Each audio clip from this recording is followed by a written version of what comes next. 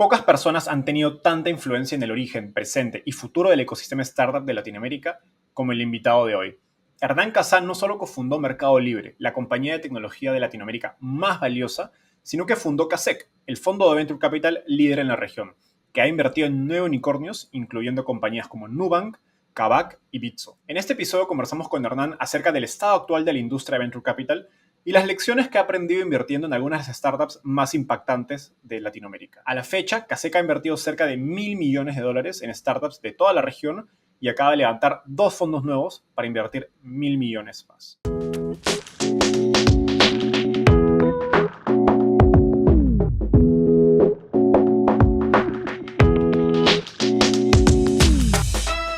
¿Ya tienes Product Market Fit, pero no tienes el talento experto en tecnología para impulsar tu empresa? Por ello, Talently Hire te conecta en menos de 72 horas con desarrolladores de software con al menos 3 años de experiencia.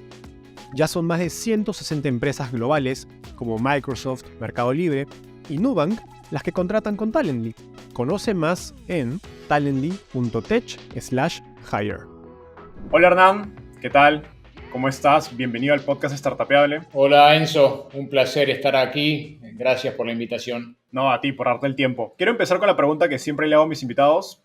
¿Cómo llegaste al fascinante mundo de las startups? Tengo que hacer mucha memoria porque estoy en este mundo hace ya 22 años, pero fue, por un lado, gracias a mi inquietud de siempre haber querido, tal vez inicialmente más románticamente, luego de manera más directa, ser emprendedor. Y por otro lado, porque en un momento muy particular en la historia del mundo de la tecnología, fui a hacer un MBA a Stanford, que era justo cuando comenzaba el boom de Internet. Entonces creo que haber estado en el lugar correcto, en el momento correcto, también me ayudó mucho a, básicamente, aterrizar en este mundo de tecnología. Súper. Sí, creo que la historia de muchas personas en este mundo tiene estructuras muy similares. Kasek es una marca que los que estamos en el ecosistema startup reconoce, sin duda, pero no necesariamente es el caso de gente que puede ser nueva en el ecosistema o que está ajena.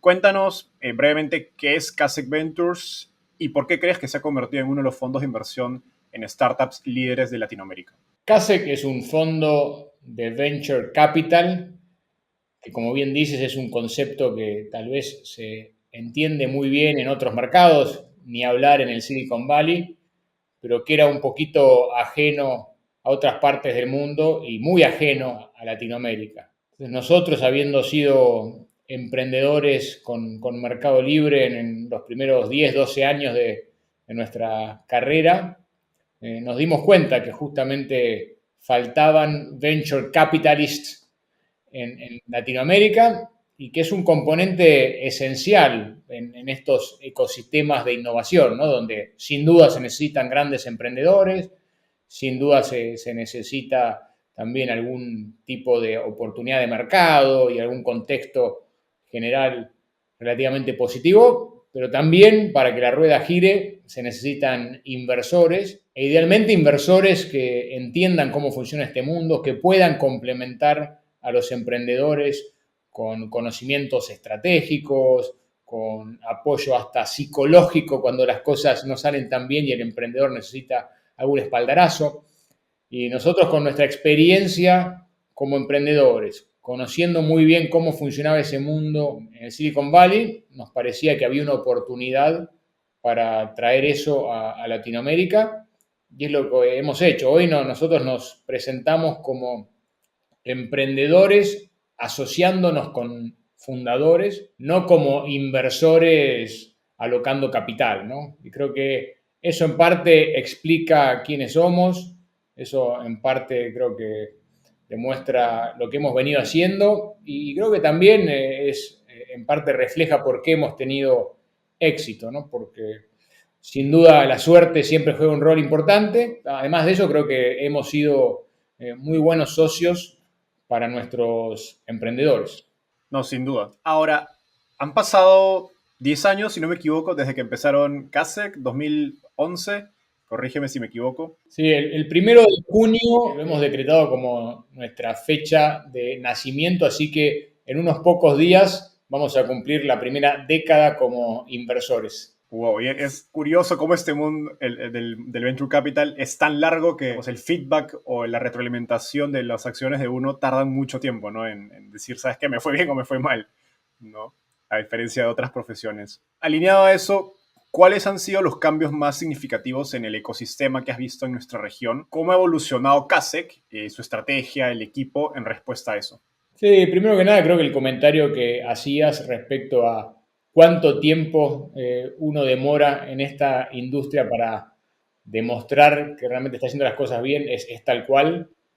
De hecho, la industria se la conoce con este concepto de la curva en forma de J, ¿no? Porque uno en un periodo corto de tiempo arma un portafolio, no sé, de 20 compañías. De esas 20 compañías hay 4, 5, 6 que rápidamente empiezan a tener problemas. Después probablemente va a haber un grupo de otras 5 o 10 que van a estar bien, pero no van a hacer nada muy determinante. Y después hay un pequeño grupo a las cuales, si uno tiene suerte y se asoció con los emprendedores correctos y los puede ayudar, terminan realmente generando impacto extraordinario en el portfolio y en el ecosistema, pero esas demoran mucho tiempo.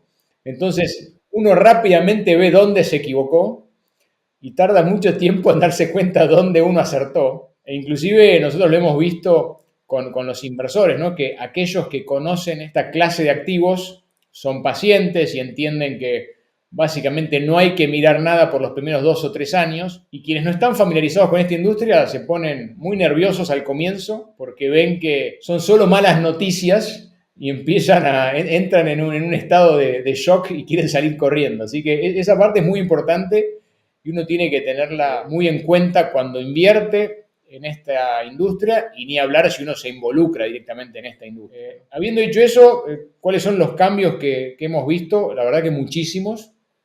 No han sido cambios direccionales. Creo que la dirección ha sido siempre la misma, siempre hemos caminado hacia el mismo punto. Lo que sí ha sucedido es que hemos tenido momentos de aceleración. Entonces ese punto que en algún momento de la historia parecía muy remoto, de repente parece que está a la vuelta de la esquina. Y por otro lado también hemos tenido grandes cambios en lo que es la robustez del ecosistema, ¿no? Entonces, cuando nosotros empezamos con Mercado Libre en el año 99, no había ecosistema, no había nada. E inclusive en ese periodo de tiempo muy cortito, por el boom de .com que había en Estados Unidos, un poco de eso derramó en Latinoamérica y en algunos otros mercados. Entonces, por una ventanita de unos 6, 12 meses parecía que había un ecosistema, pero cuando vino el famoso crash del Nasdaq, todo eso desapareció y como siempre decimos, pasamos a tener un invierno nuclear por unos, diría que 5 años por lo menos, ¿no? Donde no había nada. Ahora, durante todo ese tiempo Mercado Libre iba creciendo y tenía cada vez más usuarios, pero la actividad general en el sector era muy, muy baja. Nosotros siempre, desde ese comienzo bien temprano y mucho más después, cuando en el año 2011 empezamos con CASEC, creímos que estas tendencias muy fuertes de tecnología que se veían claramente en Estados Unidos, que se empezaban a ver en Asia, iban a suceder en Latinoamérica. No importaba cuál era el contexto macroeconómico, no importaba cuál era el contexto político, eran tan fuertes esas tendencias que iban a suceder en Latinoamérica. Lo que uno nunca sabe es exactamente cuándo van a pasar, ¿no? Entonces, como te contaba, en ese comienzo, en el 99, no había nada. Cuando empezamos ya con CASEC en el año 2011, había un ecosistema incipiente, había algunos fondos globales que estaban mirando Latinoamérica, había algunos fondos locales, tal vez más enfocados a los distintos países, algunos en Brasil, algunos en Chile, algunos en Argentina, algunos en México, mirando los ecosistemas locales, y empezaban a emerger algunos emprendedores con ganas de hacer cosas, pero era todo muy incipiente. Si nos movemos a los últimos 2, 3 años, eso ha cambiado muchísimo. Nosotros siempre usamos como ejemplo el perfil de nuestro emprendedor en el Fondo 1, que es un fondo de 2011, y el perfil del emprendedor en nuestro Fondo 4, que es de 2019. En el fondo de 2011, todos los emprendedores eran emprendedores por primera vez. O sea, estaban empezando una compañía por primera vez. y la mayoría venían de trabajos tal vez interesantes y relevantes, pero eran, no sé, de JP Morgan, de Goldman Sachs, de McKinsey, de BCG, de Procter Gamble. No tenían experiencia previa en el sector. En nuestros fondos de 2019, más de un tercio de los fundadores están empezando un startup en tecnología por segunda vez. Inclusive tenemos uno que está empezando por tercera vez una compañía de tecnología. O sea que obviamente vienen con un aprendizaje muy relevante. Nada garantiza el éxito en esta industria, pero sin duda esa experiencia previa es muy importante y sin duda esa experiencia previa aumenta las chances de éxito hacia adelante. Y después lo que es interesante es que aquellos que están emprendiendo por primera vez no vienen de Procter Gamble o de Unilever o de Coca-Cola, de McKinsey, vienen de Mercado Libre, de Nubank, de Google, de Facebook.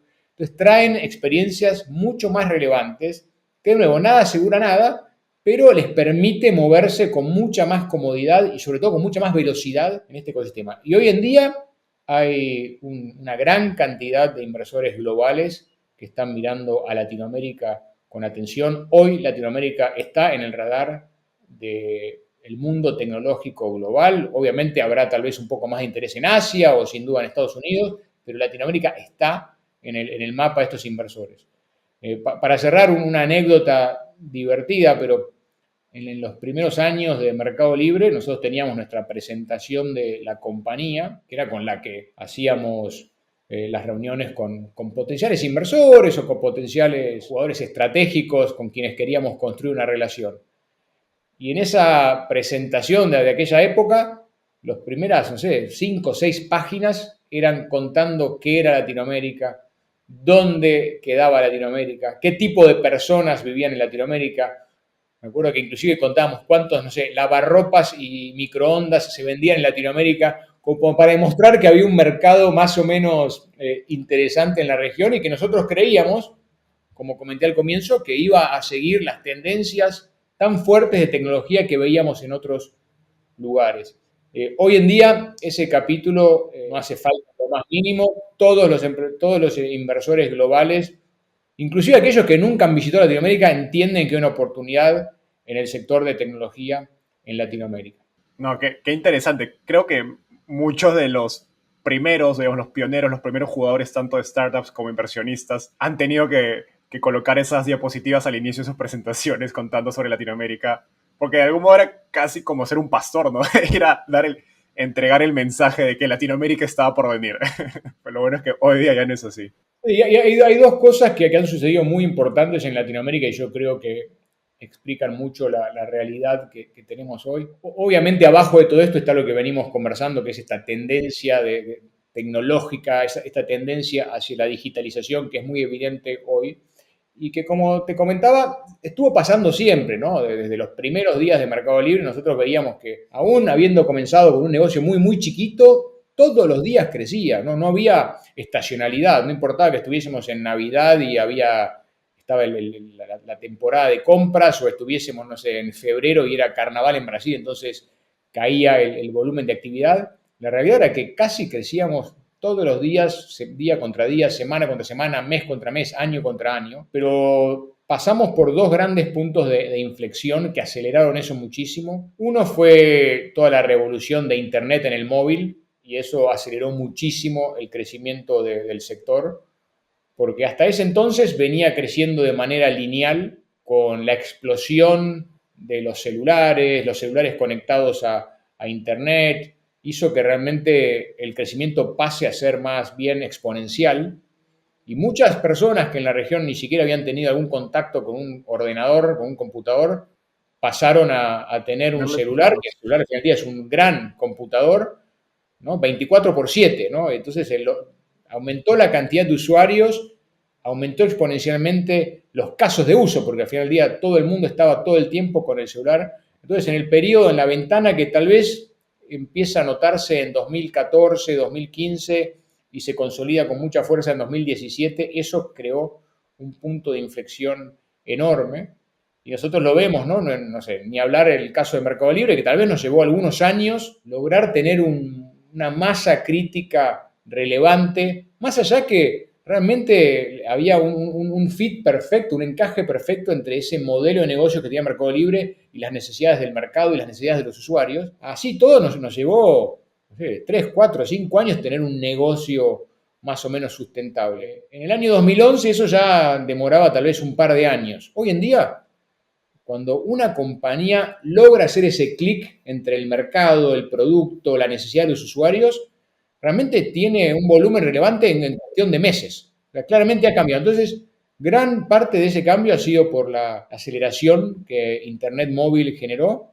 Y el otro gran cambio ha sido lo que hemos vivido todos en los últimos 12 meses, que es por un lado la tragedia de la pandemia, y obviamente con un costo humano inmesurable, pero a la vez con una aceleración muy fuerte hacia todo lo que es digitalización. Y ha sido, creo, el segundo punto de inflexión grande que hemos visto y que hemos vivido en esta industria. Totalmente. Sobre todo el último que ya no era opcional. Conectando un poco con algo que decías hace unos minutos y hablabas de estos últimos 2 o 3 años donde pues la inversión en Latinoamérica y el interés ha crecido pues dramáticamente. Y, pues hace 2 años llegaba SoftBank, ¿no? Generando mucha bulla en Latinoamérica.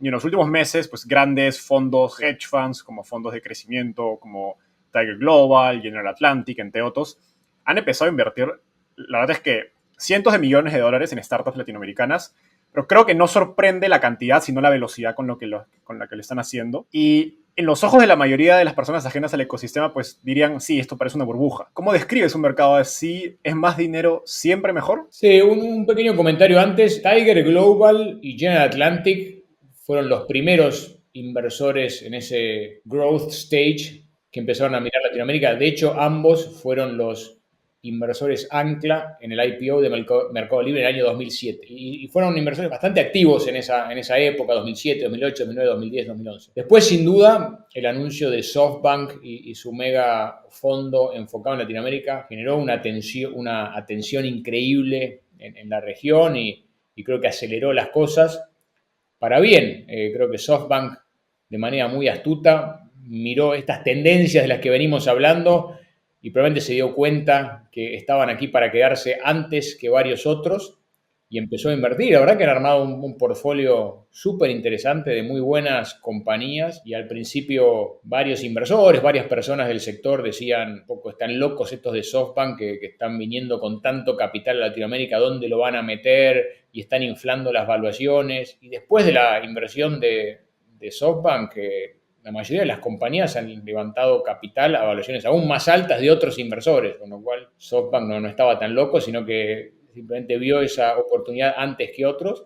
Pero después otros empezaron a ver y hoy en día el mercado es muy, muy activo. Nosotros en total a lo largo de los distintos fondos tenemos un portafolio de más o menos 90 compañías. Hicimos 90 inversiones. Hoy el portafolio es más chico porque algunas las hemos vendido, de algunas hemos salido, pero ese portfolio de 90 compañías ha levantado más de 10 billones o 10.000 millones de dólares de otros inversores, ¿no? Y son, sin duda, parte de eso es SoftBank, parte de eso es Tiger, General Atlantic, pero también muchos otros fondos. O sea que hoy en día todos los fondos están mirando con atención a Latinoamérica. ¿Es mucho capital o no? Yo todavía estoy convencido que hay más oportunidades que capital, que lo que estamos viendo ahora, como hablábamos hace un minuto, es mucho más de lo que veíamos hace 10 años y es ridículamente más de lo que veíamos hace 20 años, pero todavía es mucho menos de lo que vamos a ver en 5 o 10 años.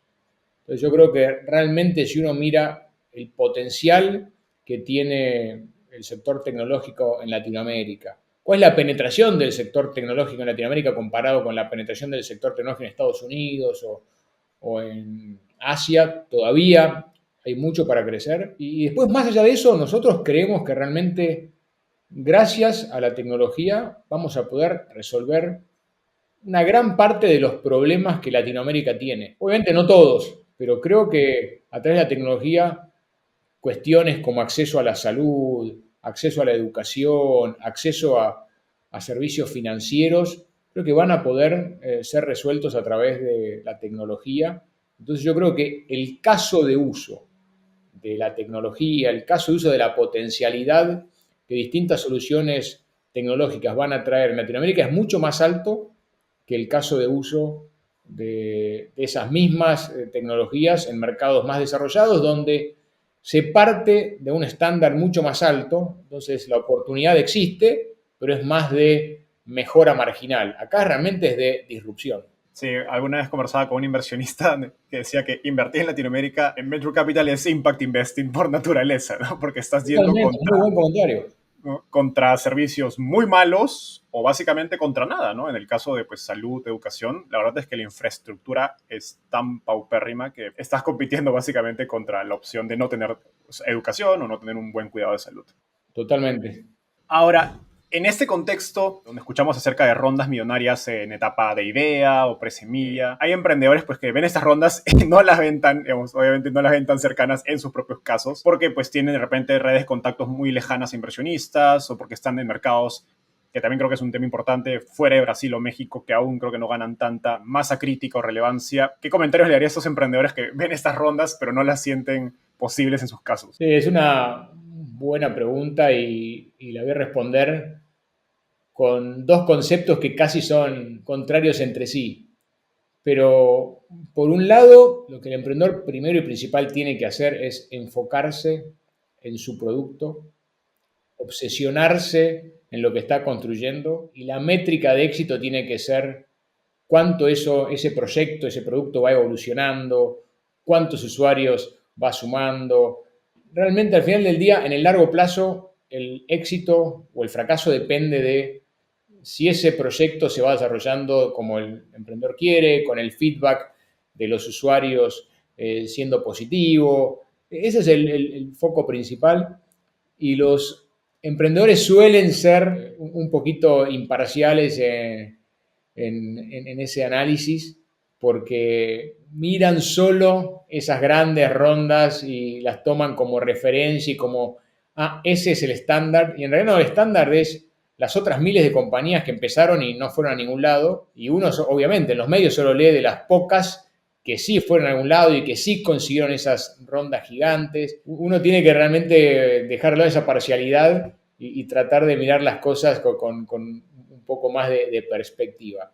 Así que mi primera recomendación es no obsesionarse por eso, entender que eso es, no sé, como cuando leemos de algún gran deportista y sí, por ese gran deportista hay 10.000, 100.000, 1.000.000 que no fue a ningún lado, ¿no? Entonces, tenemos que entender que es justamente casi que la excepción que confirma la regla. Pero por otro lado, y ahí yendo a la parte contraria, en esta industria de tecnología, donde uno está construyendo para el futuro y donde en general uno invierte inicialmente una cantidad de dinero que es mucho mayor de la que ese momento justifica para la cantidad de usuarios iniciales que uno tiene, etcétera, pero que después, si las cosas van bien, en el tiempo justamente van a entrar a funcionar las economías de escala. Entonces, esa sobreinversión inicial que pareció un poco absurda al comienzo, acaba teniendo mucho sentido y después acaba escalando muy bien, ¿no? Entonces, para atender un usuario, 100 usuarios, 100.000 usuarios, 1.000.000 de usuarios, no es que tenemos que ir invirtiendo capital, digamos, de alguna manera relacionado con esa cantidad de usuarios, sino que no, probablemente más o menos uno tiene que invertir la misma cantidad de capital para 1 o 1.000.000 de usuarios.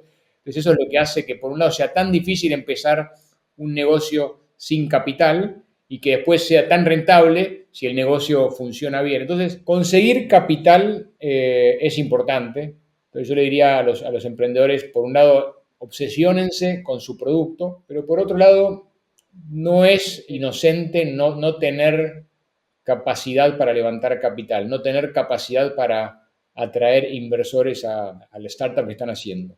Porque en general la mejor tecnología es la que triunfa, pero no siempre la mejor tecnología triunfa. A veces alguna tecnología, si es una mala tecnología, obviamente no va a triunfar en el largo plazo. Pero a veces hay tecnologías subóptimas que consiguen mucho capital y con ese capital terminan comprando o matando a competidores que tal vez tecnológicamente eran superiores, pero porque no lograron conseguir suficiente capital, acaban quedando en una segunda o tercera posición.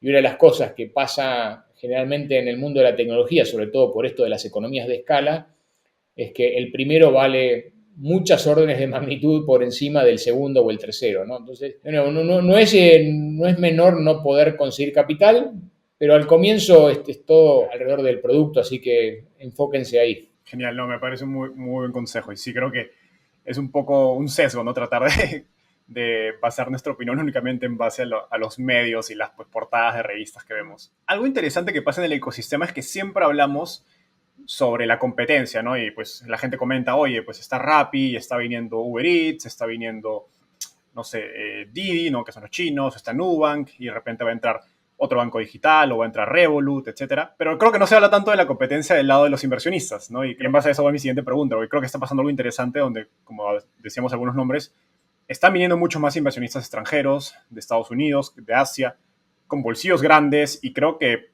quizás en la gran mayoría respecto a la gran mayoría de inversionistas latinoamericanos, con más experiencia, porque obviamente pues ya vieron la película hace algunas décadas en sus propias regiones. ¿Cómo es la competencia del lado de la industria Venture Capital en Latinoamérica? ¿Y cómo crees que los fondos locales pueden permanecer siendo competitivos frente a pues, estos fondos gigantescos que están llegando? Sí, yo creo que hasta ahora, en lo que es la etapa temprana de inversión, que es donde CASEC más se enfoca, ¿no? Que es semilla, serie A o serie B, la competencia por ahora ha sido moderada, diría.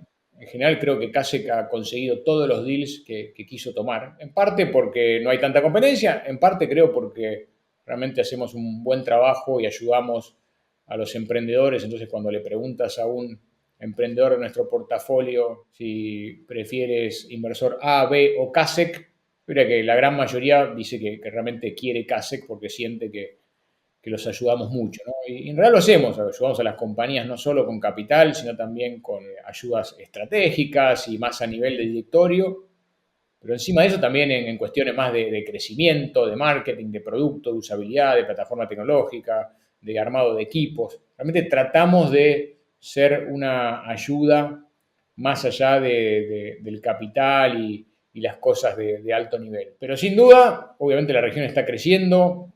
Primero llegaron más los inversores en el estadio más tardío, ¿no? De growth, porque ahí de alguna manera se les hace más fácil a los inversores de afuera justificar tener alguna persona mirando Latinoamérica cuando el cheque promedio que tienen que invertir es, no sé, 20, 30, 50 millones de dólares, que cuando el cheque promedio que tienen que invertir es 1, 2, 3 millones de dólares, ¿no?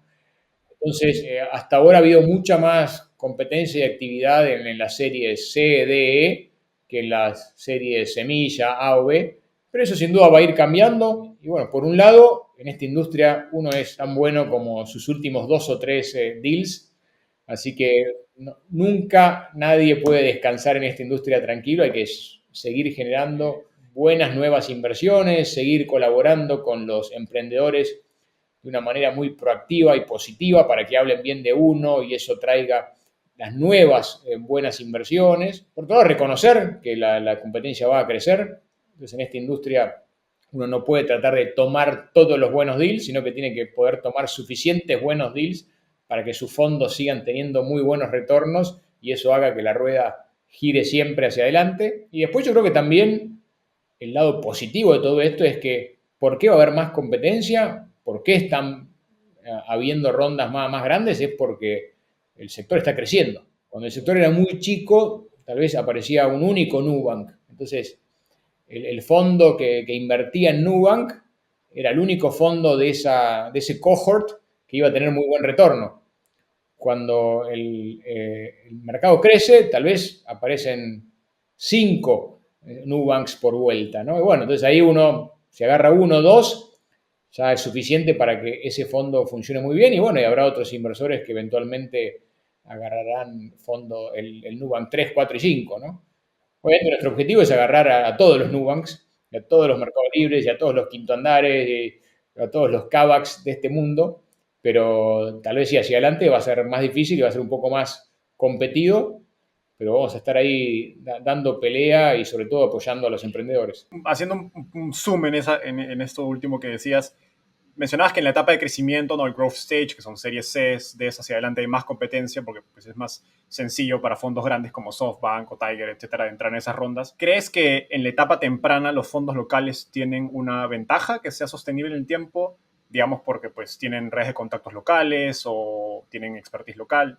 Yo creo que en las etapas tempranas la proximidad es importante porque, por un lado, los desafíos son más bien locales de conseguir alguna persona para tal posición, destrabar algún tema regulatorio con alguna autoridad local, generar un contacto con alguien en el medio local. Uno está de alguna manera probando más su modelo en su vecindario, entonces alguien que conozca bien el vecindario ayuda mucho. A medida que las compañías van creciendo y empiezan a tener una perspectiva mucho más nacional o regional y ya han logrado resolver algunas cuestiones más bien locales, empiezan a tener tal vez otras necesidades más globales, empiezan a tener necesidades de fondos mayores que tal vez algún inversor global con un tamaño de fondo más grande pueda ayudar más. Entonces creo que ahí se da una buena complementariedad, pero sin duda al comienzo esa conexión local ayuda. Y después también los desafíos iniciales son mucho más de vida y muerte, ¿no? Entre vida y muerte para cualquier compañía.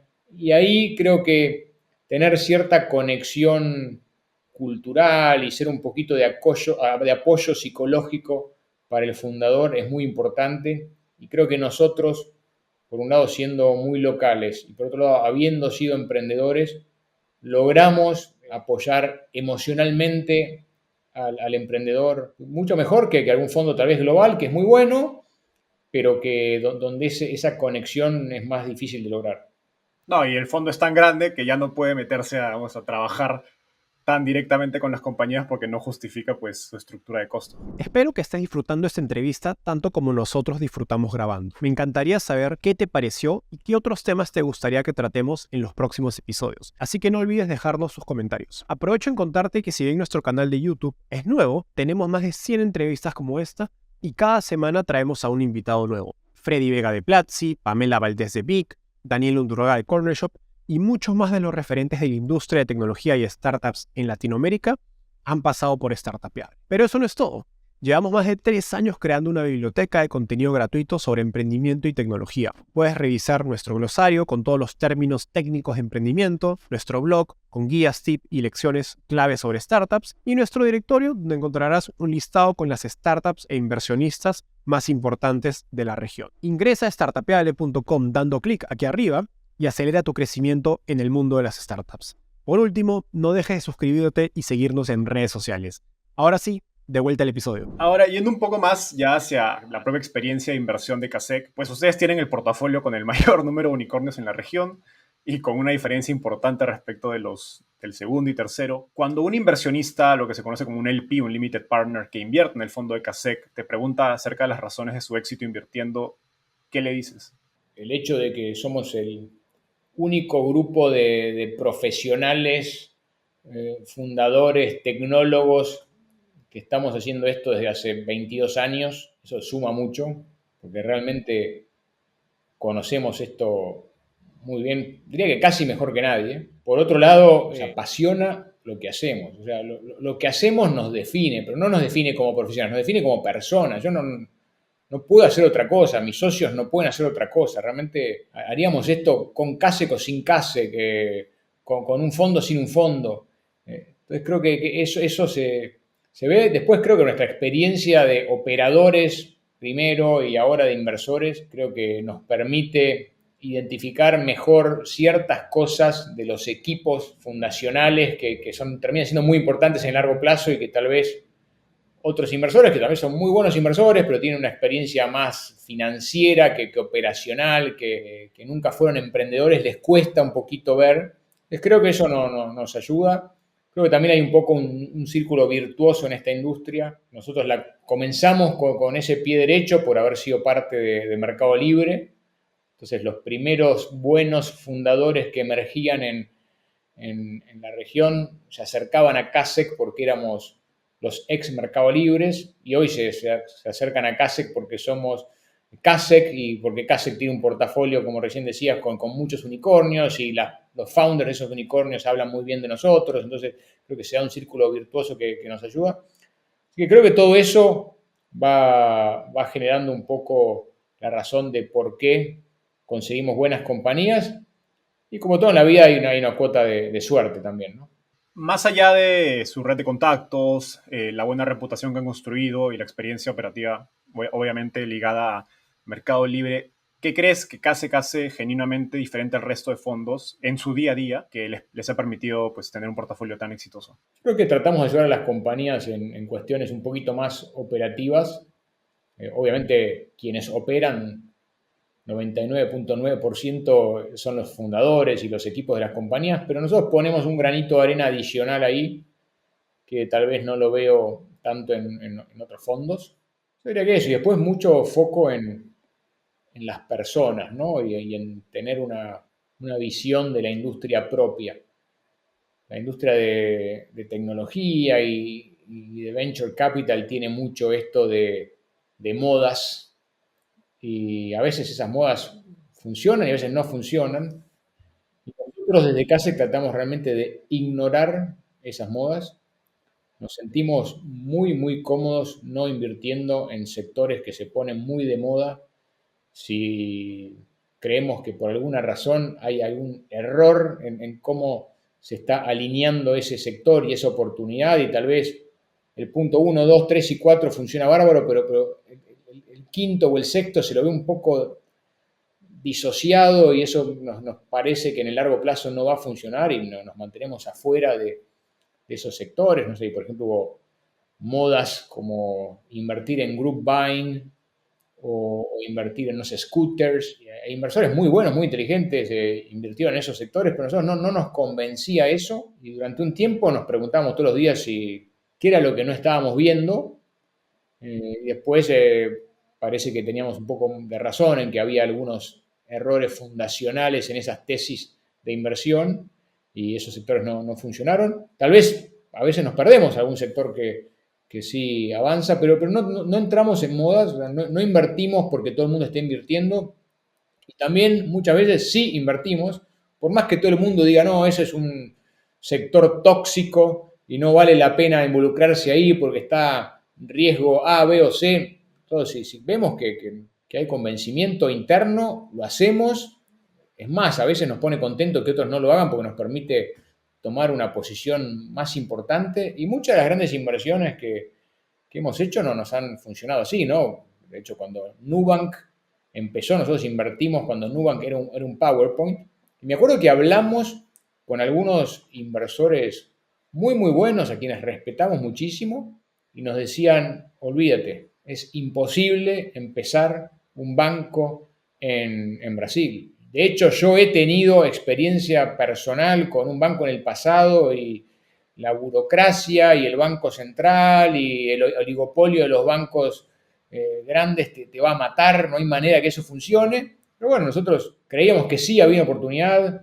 Lo que decías al comienzo era tan absurda el producto que uno podía ofrecer, la calidad de servicio que uno podía darle a los usuarios, las tarifas más bajas que uno podía cobrarle a esos usuarios versus lo que había en el mercado, que la oportunidad existía. Y después, bueno, veíamos en David Vélez a un emprendedor extraordinario, que obviamente había muchos riesgos, ¿no? No era que estábamos seguros que iba a funcionar, pero nos parecía que a pesar de que gente muy inteligente, con mucha información de mercado, con mucho conocimiento del sistema financiero brasileño nos decía que no, entonces decíamos, wow, queremos apostar en David porque nos parece que si hay alguien que puede lograr esto es él, y vemos que la tesis hace sentido, ¿no? Entonces así fue que invertimos ahí, ¿no? Tal vez lo mismo con Quinto Andar, ¿no? Que hoy es la PropTech líder por lejos en Latinoamérica. Este concepto de, no, ya este mercado ya está muy lleno de jugadores, no va a funcionar, y nosotros creíamos que sí, y fuimos para adelante, ¿no? O Kavak, ¿no?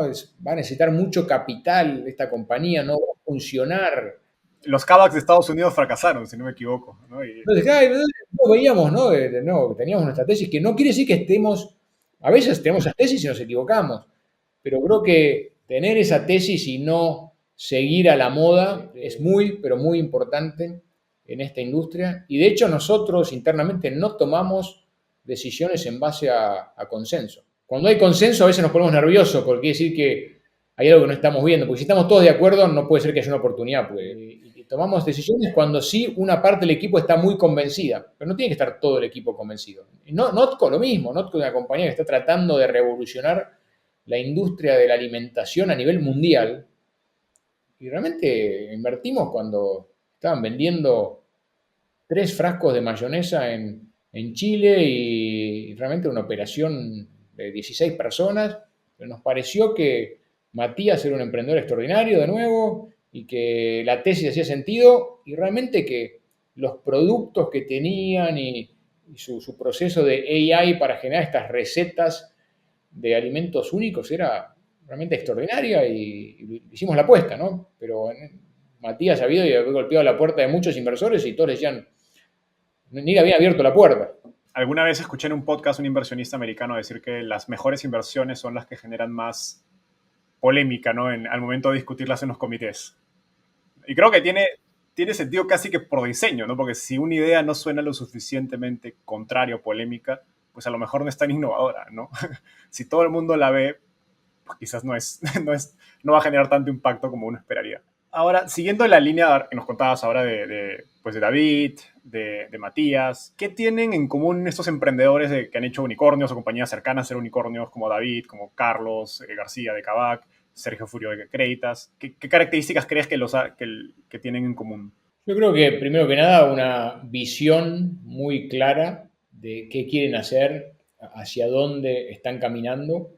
Tal vez no tienen tan claro cómo es el camino, pero sí muy claro hacia dónde quieren llegar y eso te diría que es casi inalterable y David sigue caminando hacia el mismo lugar y Sergio sigue caminando hacia el mismo lugar y Matías sigue caminando y Carlos de Cava también. O sea, ¿cuál es la industria que quieren cambiar? ¿Cómo quieren que ese consumidor en el largo plazo se sienta? Eso lo tienen muy, muy claro. Después, bueno, el camino obviamente va modificándose de acuerdo a cuáles son los primeros pasos que toman, de acuerdo a cómo reacciona el mercado, de acuerdo a nuevas tecnologías que van emergiendo y permiten hacer distintas cosas mejor. Así que por un lado esa visión, después un compromiso irracional por querer que esa visión sea alcanzada. El emprendedor, que es emprendedor porque hace en un Excel la cuenta y dice, me conviene ser emprendedor versus ser, no sé, banquero, consultor o no sé qué, no es un emprendedor, porque yo siempre digo, la cuenta en el Excel nunca te va a dar, porque no importa cuán grande sea el potencial pago de ese startup, el riesgo es tan enorme que ese potencial multiplicado por la chance tan bajita te va a dar más chico que ir a, no sé, a trabajar a una consultora o a un banco. Entonces tiene que ser personas que dicen, no, a mí no estoy haciendo esto por la cuestión racional sino que es irracional. Yo no, como te decía antes, yo no me puedo definir casi que como persona si no me involucro en esto y no intento resolverlo, ¿no? Entonces eso es muy importante. Después tiene que tener mucho liderazgo, ¿no? Porque al final del día, una startup no es una persona, no es una idea, no es una visión. En el día son muchas personas que hacen que las cosas sucedan. Pues hay que traer al equipo realmente muy buen talento y para eso se necesita liderazgo, para convencer a otros, para que esos otros tomen esa visión del fundador como propia y también empiecen a tener casi que una pasión irracional por alcanzarla.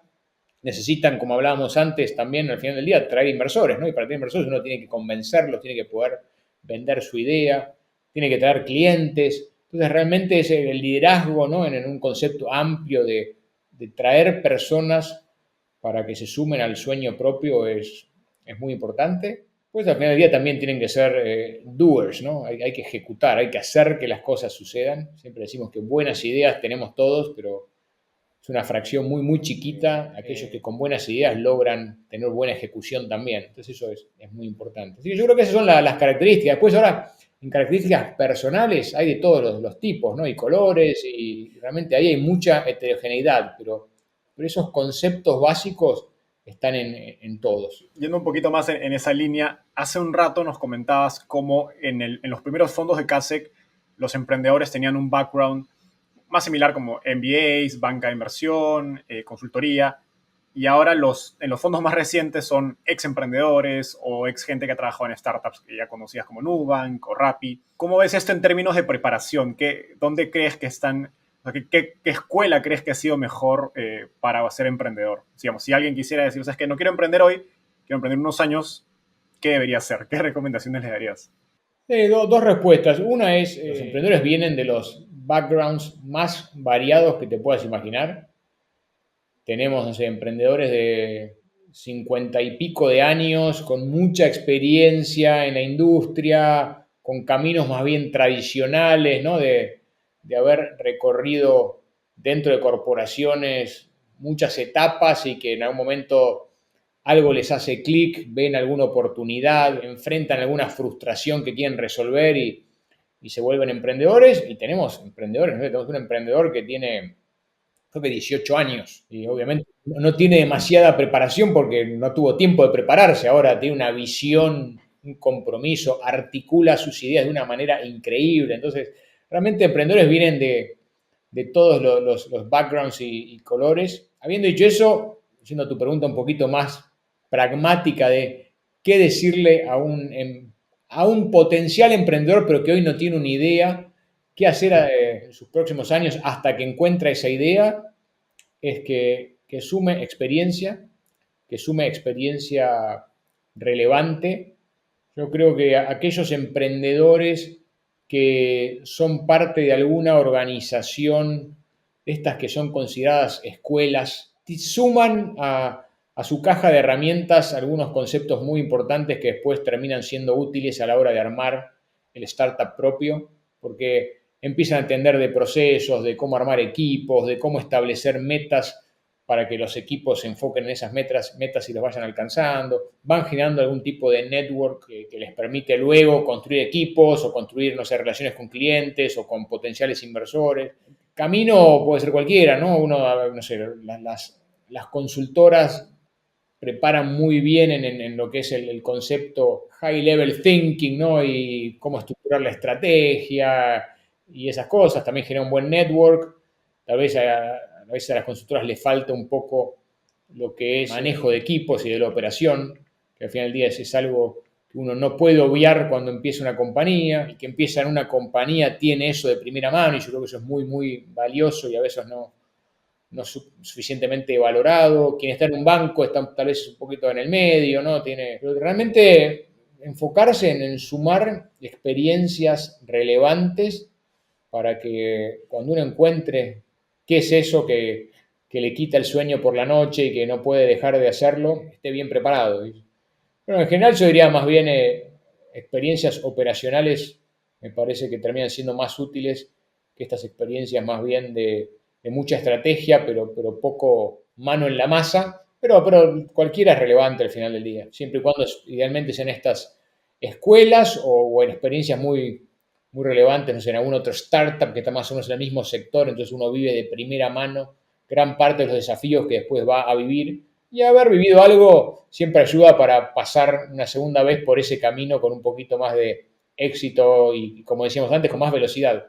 Genial. No, me parece muy, muy buenos puntos. Ahora me gustaría transicionar a un poco más tu rol como Venture Capitalist. Pues inicialmente Kasek invertía en etapas semilla y series A únicamente, si no me equivoco, en el primer fondo. En los últimos y en los siguientes fondos han empezado a hacer series B, C y en adelante. ¿Cómo, digamos, en tu caso como inversionista, cómo ha cambiado la manera en que ayudas a las startups a medida que estas han ido progresando? ¿No? Digamos, frente a ayudar a Nubank en etapa semilla versus ayudarle en una etapa serie C o serie D. Sí, nosotros siempre invertimos serie semilla A y B, siempre estuvimos haciendo ahí, más enfocados en semilla y A, pero a veces algunas series B, sobre todo cuando, por ejemplo, veíamos una compañía que nos gustaba mucho, con algún equipo fundador que nos entusiasmaba, pero tal vez había algo en el mercado que no nos terminaba de hacer clic, porque, no sé, tal vez había otros 5 competidores que estaban haciendo lo mismo y no estaba claro cuál iba a emerger como el ganador o tal vez había una cuestión regulatoria que nos ponía un poco incómodos. Entonces, en esos casos, realmente vamos acompañando a las compañías y después terminamos invirtiendo en la serie B, obviamente más caro, pero también sin ese riesgo inicial que veíamos, o al menos con más claridad respecto a ese riesgo. Así que siempre invertimos eso. Lo que sí sucedió después es que a partir de nuestro primer Opportunity Fund y ahora que lanzamos el segundo Opportunity Fund, empezamos a invertir también en etapas más tardías en las compañías, serie C, D, E, Y lo hacemos principalmente para seguir invirtiendo en las buenas compañías de nuestros portfolios iniciales. Son compañías con las que venimos trabajando hace algunos años, conocemos a los founders y a los equipos muy bien, tenemos inside information, ¿no? Porque estamos adentro de las compañías y vemos cómo operan, vemos cómo van evolucionando los negocios, y cuando viene una nueva oportunidad decimos que bueno, sigamos invirtiendo, ¿no? Porque todavía a partir de acá vemos otros, no sé, 5x de potencial crecimiento, 10x, así que lo hacemos por eso. Pero como bien dices, el consejo a los emprendedores va cambiando, porque los emprendedores también van cambiando, ¿no? Y van madurando, y yo pienso, no sé, en cómo eran los emprendedores de nuestro portafolio cuando invertimos por primera vez en 2011, 12, 13 y cómo son ahora. Y algunos eran jóvenes emprendedores con un nivel de energía increíble, unas ganas de cambiar el mundo realmente enormes, y hoy son súper increíbles ejecutivos que claramente van a ser exitosos CEOs de compañías públicas. Parte de eso estaba en ese momento, pero lo fueron perfeccionando, y parte de eso no estaba y lo fueron adquiriendo, ¿no? Eso realmente es lo que también, volviendo a tu pregunta inicial, ¿qué tiene que tener un buen emprendedor? Eso no lo dije, pero es muy importante, capacidad de aprender y de mejorar, ¿no? Y de complementarse con su equipo. Y sin duda, no sé, una compañía como Nubank al comienzo tenía unas necesidades más básicas de entender, no sé, cuál era su modelo de negocios y cómo generaban su motor de crecimiento. Y hoy tiene Nubank uno de los equipos más destacados de la región, con unos profesionales increíbles que en muchísimas áreas nos podrían dar realmente una clase magistral de cómo hacer las cosas a nosotros, ¿no? Porque realmente en muchos aspectos nos han superado por varias veces. Sí, ahí los consejos empiezan a ser más desde el punto de vista estratégico, más de un sounding board, no de decirle al emprendedor qué debe hacer, sino más de decirle, opinas A, ¿por qué no miramos también a prima? Al final del día siempre, tanto en la etapa temprana como en la etapa más avanzada, el emprendedor es el que toma la decisión. Nosotros estamos ahí para sugerir ideas, para a veces hacer un poquito de pushback y asegurarnos que estamos tomando la decisión correcta con convencimiento y no porque es lo primero que se nos ocurre.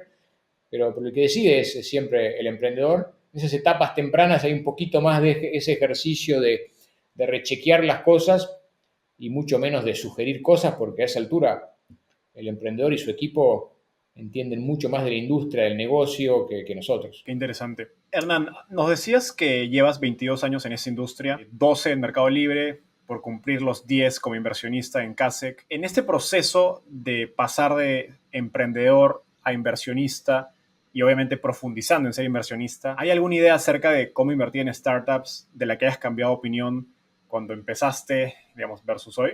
Creo que cuando empezamos Kasek, con Nicolás Secasi, que es mi cofundador de Kasek, creo que creíamos, como todo buen emprendedor, que teníamos muy claro cuál era la receta perfecta para ser inversor, porque habíamos sido buenos emprendedores. Y después nos dimos cuenta que una parte de eso era verdad y una parte de eso era falso, y que teníamos que aprenderlo. Creo que las cosas que más aprendimos, por un lado, es que como emprendedor, una de las características que también, otra cosa, ¿no?, que los buenos emprendedores tienen, es que cada batalla la luchan hasta el final, ¿no? Y uno no quiere perder nunca a nada. Y todo es casi que es vida o muerte, vida o muerte. Como dicen mis amigos, intensos.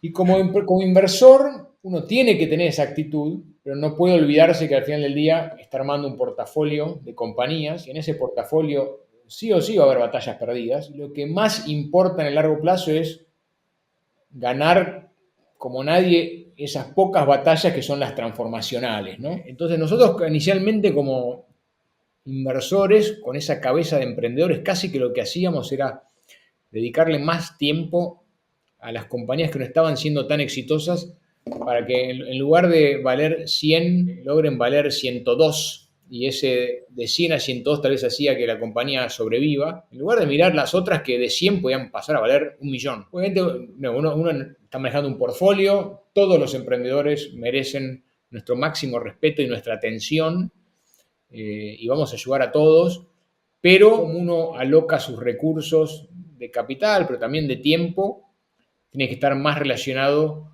con una industria donde al final del día los retornos están muy, muy concentrados en el top 5%, ¿no? Entonces, ¿qué va a generar los retornos de nuestros fondos? Es ese top 5% que termina teniendo un retorno realmente fuera de la curva y hace que, entonces uno tiene que ajustar un poco eso para de alguna manera balancear entre no dejar que ninguna compañía caiga y ayudar a todos, pero también saber que uno está siendo eficiente cuando realmente le dedica tiempo a las compañías que crecen mucho. Eso por un lado. Y después otra cosa que tuvimos que ajustar, al menos en nuestra fórmula, desde el día cero nosotros considerábamos que el equipo era lo más importante. Y obviamente también influenciados por nuestra experiencia en Mercado Libre, donde creo que una de las grandes cosas que hizo Mercado Libre fue tener un equipo inicial muy, muy bueno, que hoy, 22 años después, gran parte del C-Level y los ejecutivos claves de Mercado Libre son los que estaban con nosotros al comienzo, ¿no? Entonces, sin duda, siempre creímos en el equipo,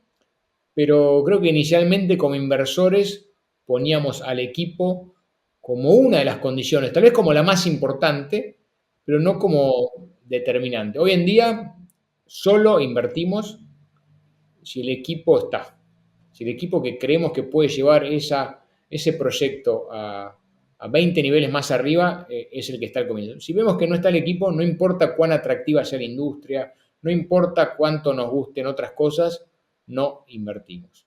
Y después una cuestión muy importante en esta industria, al final del día, dado que el retorno del portafolio va a estar tan concentrado, uno tiene que asegurarse que esas posiciones pueden generar esos retornos extraordinarios. Y para generar retornos extraordinarios, la inversión tiene que cumplir dos cosas. Por un lado, tiene que tener mucho potencial.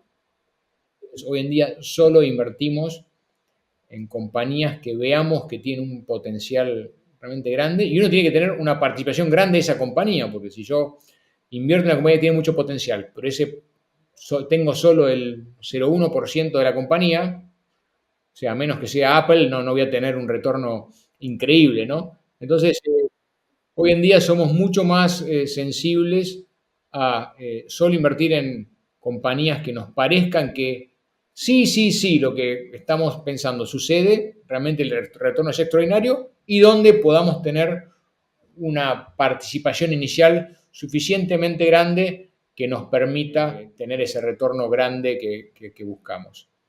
Son cosas que al principio tal vez si había una buena compañía invertíamos, por más que la potencialidad sea algo más modesta, y donde también si había una buena compañía y lo que había para tomar de equity inicialmente era solo 5%, tal vez lo hacíamos y hoy creo que sí, si no es 20%, tratamos de no hacerlo. Qué interesante, una de las primeras cosas que dijiste, porque el trabajo creo que de un venture capitalist es hacer un equilibrio entre esas empresas donde, esas poquitas, digamos, los Nubanks, que definen tu retorno, pero tu reputación se define en las que les fue mal, ¿no? Y cuánto las ayudas y si no las dejaste pues al aire, ¿no? Creo que es un balance para el que hay que ser bastante sabio, creo, ¿no? En alocar tu tiempo.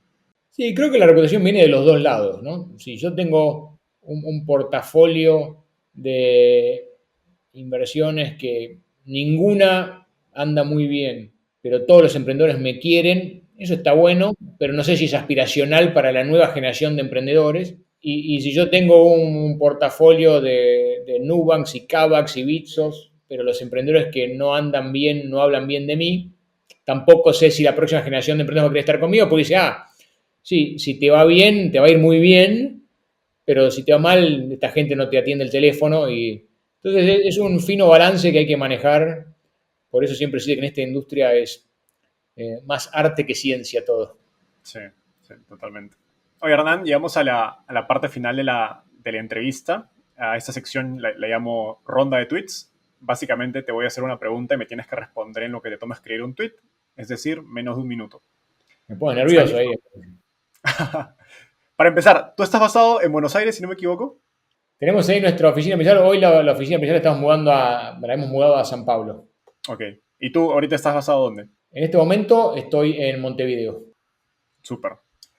Entonces empecemos. Estoy viajando de Ciudad de México a Montevideo. ¿Qué libro debería leer? Uno de mis libros favoritos es Built to Last, que tuvo mucha influencia en el comienzo de Mercado Libre y a pesar de que esté un poco outdated hoy por los ejemplos, creo que sigue siendo extraordinario. Súper. ¿Qué te gustaría cambiar del mundo de las startups en Latinoamérica? Tener más ingenieros y más capital.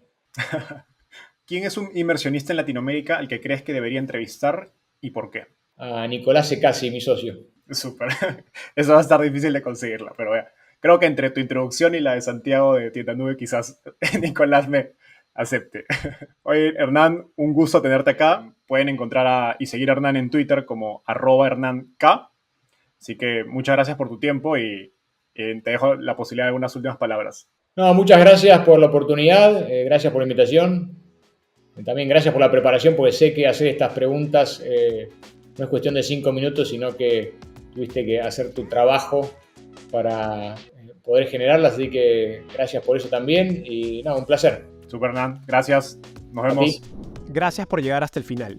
No olvides suscribirte dándole clic aquí. Cada semana tenemos nuevos episodios y si quieres seguir aprendiendo ahora, mira esta entrevista que estoy seguro que te gustará. No olvides que en Startupeable llevamos más de 3 años creando contenido gratuito sobre emprendimiento y tecnología. Puedes revisar nuestro blog, glosario y directorio dando clic aquí.